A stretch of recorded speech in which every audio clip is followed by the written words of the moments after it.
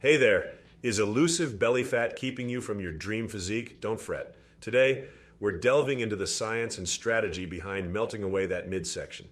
Get ready as we unveil a 5-step master plan tailored just for you. Dive in and let's transform together.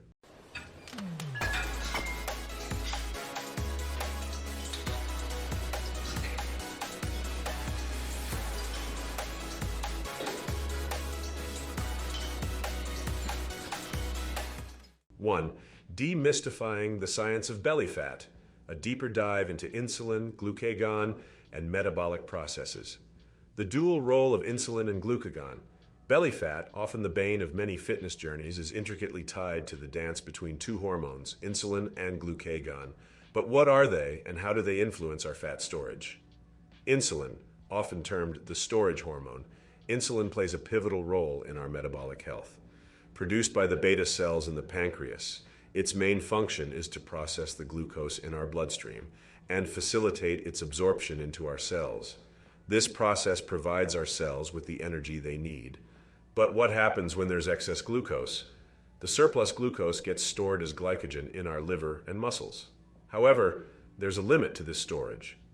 Once these reserves are full, any additional glucose is stored as body fat, specifically triglycerides, in our adipose tissues, glucagon, acting as insulin's counterpart, glucagon, produced by the alpha cells of the pancreas, has a different mission. When blood sugar levels drop, it's glucagon's time to shine. This hormone prompts the liver to convert stored glycogen back into glucose, ensuring that the body has a steady energy supply even between meals or during fasting. The harmonious balance between these two hormones is critical. The goal is to minimize prolonged elevated insulin levels, which can lead to insulin resistance, and ensure that glucagon has its chance to utilize stored energy. Deep dive into glucagon's functions. Glycogenolysis. One of the primary roles of glucagon is the process of glycogenolysis. In this metabolic pathway, glucagon signals the liver to convert its stored glycogen back into glucose, which is then released into the bloodstream to be used as an energy source. Gluconeogenesis. Beyond using stored glycogen, our body has a backup mechanism called gluconeogenesis. In this process, prompted by glucagon, the liver synthesizes glucose from non-carbohydrate sources, particularly amino acids. This ensures that vital organs like the brain, which primarily rely on glucose, always have an energy source. Lipolysis. An equally crucial function of glucagon is its influence on our fat stores. When the body requires additional energy, glucagon encourages adipose tissues to release stored fat in the form of fatty acids. These fatty acids are then used by various cells for energy, or by the liver to produce ketone bodies during prolonged periods of low carbohydrate intake. Maintaining the balance between insulin and glucagon is not just essential for weight management, but for overall metabolic health. By understanding their intricate dance, we can make more informed decisions about our diet, exercise, and overall lifestyle. So the question is, how do we decrease insulin levels and how do we increase glucose on levels to prevent us from storing any more fat, and instead to help us start burning more fat? We will see it in the next step. 2. The nutritional shift. Embracing a low carbohydrate regimen. Embracing a low carbohydrate diet is not just a trend. It's a scientifically backed approach with profound effects on metabolic health, specifically concerning insulin regulation and fat accumulation. Here's a comprehensive look. The crux of a low-carb diet. Fundamentally, a low-carbohydrate regimen emphasizes reducing intake of processed foods, simplistic carbohydrates like white bread and pasta, and sugar-laden drinks. These foods are quickly digested, causing rapid spikes in blood sugar and consequently insulin levels. By limiting these culprits, you naturally encourage your body to use stored fat for energy. Scientific backing.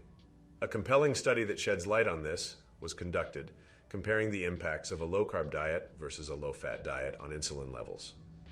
The results were telling. Those on the low-carb diet experienced a significant 50% average reduction in their insulin levels. Such a drastic decrease underscores the power of dietary carbohydrate regulation in controlling insulin, a hormone intricately linked to fat storage. Macronutrients and insulin. Among the trio of macronutrients, which includes proteins, fats, and carbohydrates, it's the carbohydrates that have the most profound effect on insulin secretion. When we consume carbohydrates, they are broken down into glucose. The more refined the carbohydrate, the quicker this process occurs, leading to rapid rises in blood sugar. In response, the pancreas releases insulin to help cells absorb this glucose. However, frequent and large surges of insulin can lead to increased fat storage and, over time, insulin resistance.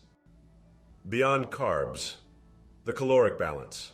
While managing carbohydrate intake is central, it's essential not to neglect overall caloric consumption. Being mindful of total energy intake versus expenditure remains a cornerstone of weight management. Even on a low-carb diet, if one consumes more calories than they expend, weight loss may remain elusive. Thus, ensuring a caloric deficit consuming fewer calories than you burn is fundamental. 3. Embarking on the fasting journey, unraveling its impacts on insulin. The concept of fasting, an age-old practice intertwined with various cultures and traditions, has in recent years garnered significant attention in the nutritional and scientific community.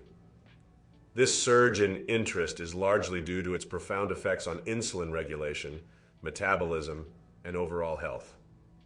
At its core, fasting involves abstaining from food and, in some cases, drink for specific periods.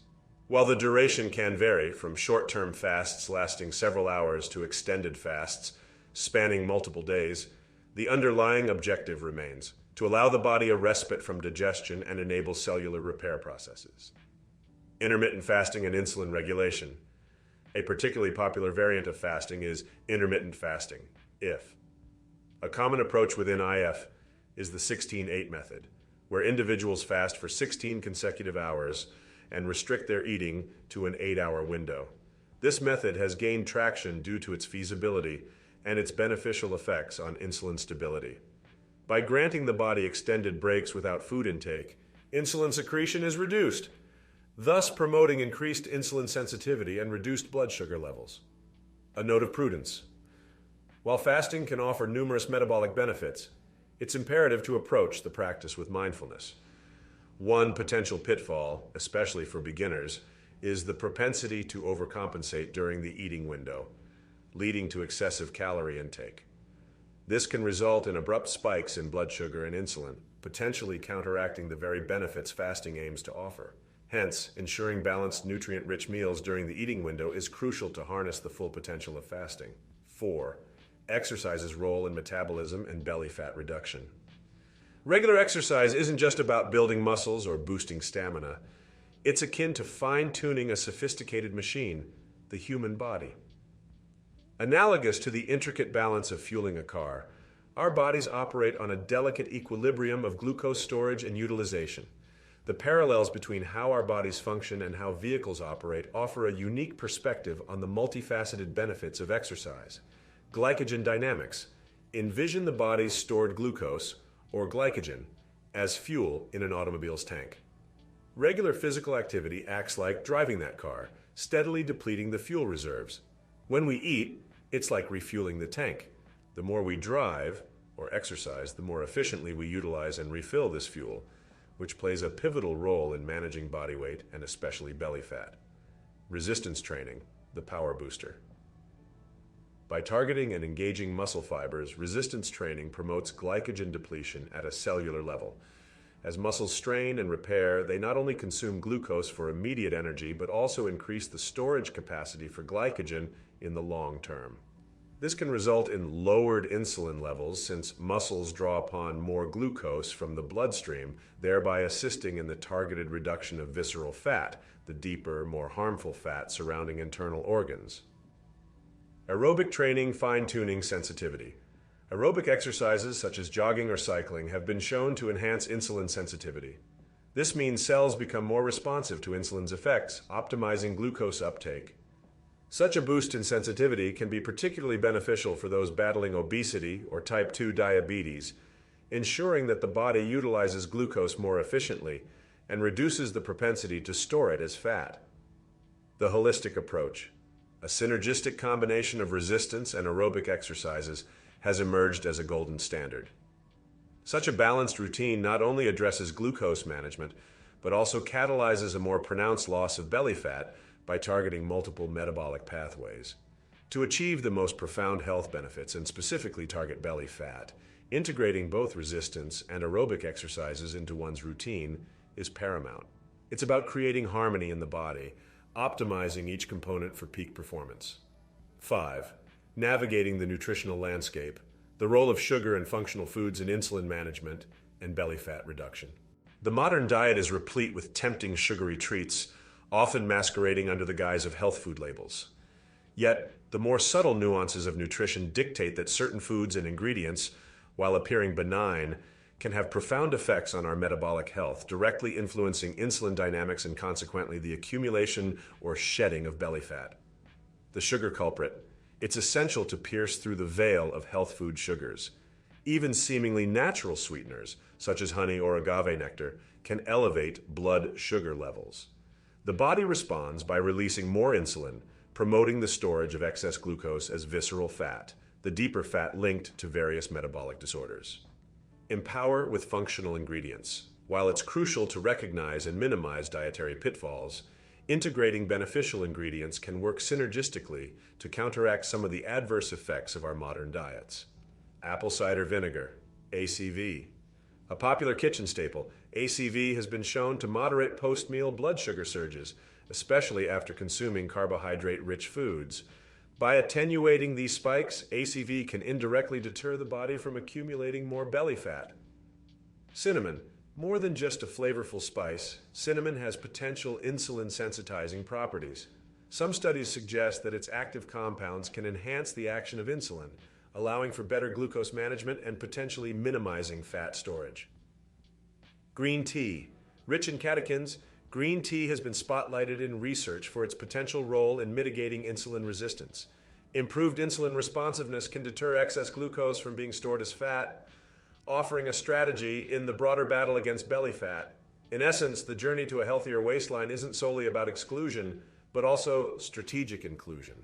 Understanding the dual role of dietary agents, both detrimental and beneficial, is the linchpin in crafting a nutrition strategy that targets belly fat. All right, legends, we've journeyed through the intricacies of belly fat and unraveled the strategies to combat it effectively.